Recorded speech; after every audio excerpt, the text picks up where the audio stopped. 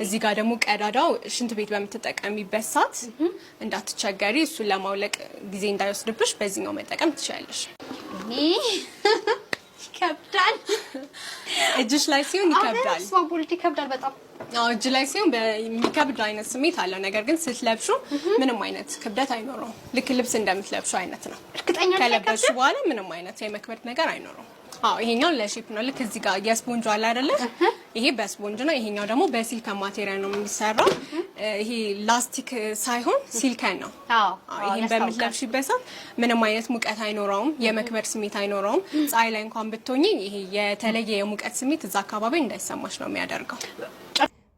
ብላችሁ ይሄንን አመጣችሁብን። ደግሞ ማቄጭ መሽኛ ያለው ምናምን ከሰውነት ጋር የሚጣበቅ ምናምን እኔ የምለው ማለት ለማን ነው ይሄንን እንደዚህ ለብሰን ተጨናንቀን እንዲሆነ ምን ታየው? ለማን ነው እንዴ? ስኳት እኮ ዝም ብለን ብንጠበጥም የሌለ ነው የሚሆነው። የሌለ ገራሚ ነው የሚሆነው።